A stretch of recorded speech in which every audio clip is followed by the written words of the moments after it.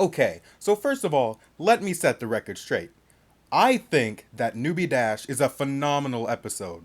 I believe that this episode has done a lot for Rainbow Dash's character, and given us far more insight into how the Wonderbolts work as a team. So, I guess you can understand why it infuriates me so much when you bronies say that this is a bad episode. A lot of the claims made are both ridiculous. They're mostly just ridiculous. Most of you are just stupid. A lot of the claims made by you bronies are just extremely ridiculous. Well, I'm here to explain what those are and to disprove your theories. Let's get started. One of the biggest reasons that bronies like to throw around for why this episode is bad is that Rainbow Dash is out of character. Now, let's sit down and think about the 3 things that come to mind when you think of Rainbow Dash. Her element is loyalty, she's a Pegasus, and her ego is almost as big as the men who watch this show. So yeah, her ego is huge. She strives off of people noticing her accomplishments. So, it really isn't out of character for her ego to tell her to make a grand and glorious first impression. And, as we all know, whenever she listens to her ego, it always blows up in her face. Sort of like the episode Mysterious Mare-do-Well. Now, Mysterious Mare-do-Well is another episode I really don't have a problem with, but I might talk about that at a later date. But, in all honesty, all the points that I would have made can easily be summed up in JoshScorchers' video, which I will put a link down to in the description. Another thing bronies like to ask when they say Rainbow Dash was out of character is, why didn't Rainbow just tell the Wonderbolts how she felt? Well, if you really were bronies, you should know by now that Rainbow Dash is a pony of pride. And I can say from experience that when you are a person of pride, you have problems talking about your issues with other people. It's kind of like me in my pre-calculus class. Yes, I may have trouble with it, but my pride actually keeps me from asking people to help me. So I can completely understand Rainbow Dash's thought process when she didn't just go up to Spitfire and say how she felt about her nickname. And possibly one of the biggest reasons that bronies say that Rainbow Dash was out of character is because she was flying like a complete and utter klutz. Yes, Rainbow Dash is a great flyer. We know that. We've known that from day one. But let me put this in a perspective that'll make this a little more understandable for most of you people. Now, I'm an artist, and I'm proud to say that most of my art is really good.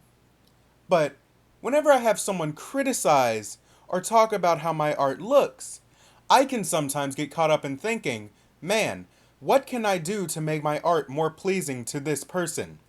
But the more I try to draw to please that person, the worse my art looks. And the reason that happens is because I focus so much more on the person criticizing the art rather than the actual piece of art that I'm supposed to be drawing. Now, if you can't understand what I'm getting at now, there's actually no hope for you. You should probably just click off the video. Go home. You're not welcome here.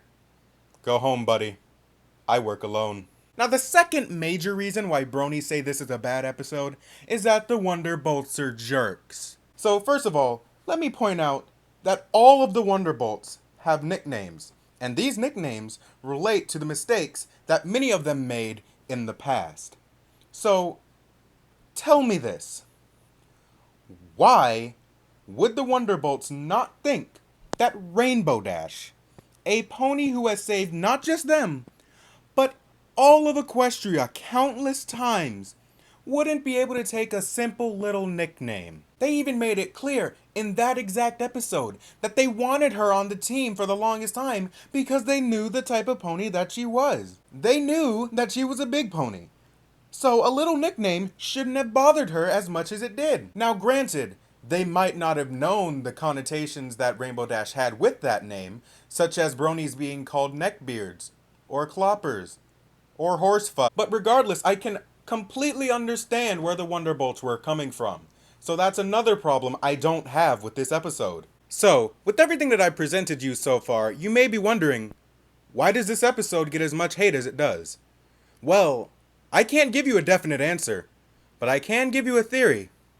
And it goes a little like this. You see, way back when Lauren Faust first created the show, she made it abundantly clear that this was not our world. This was an entirely new world, and bronies saw that, and they took that as an opportunity to escape. Escape to a world where they didn't have to deal with the problems of real life. But as the series went on, they started to incorporate more real life problems into the show. The exact same problems that Bronies had to deal with in the real world. The exact same problems that they were watching the show to escape from. So with all of these changes being implemented, the barrier that Bronies have put up to block out the real world is slowly starting to be broken down by the same show that helped them put it up. And Bronies don't like that. But hey, I guess no one really likes change. But you know, that's just a theory. A stupid one at that. It probably had nothing to do with why people don't like this episode. But hey, I need something to put at the end. So hey, why don't you leave a comment? Explain why you don't like this episode and why everything I said was wrong. Maybe you'll start a comment chain that'll go on for 3 or 4 months. And even when it's resolved, people will keep commenting. But hey, no one does that on YouTube, do they? Don't forget to like, comment, and subscribe!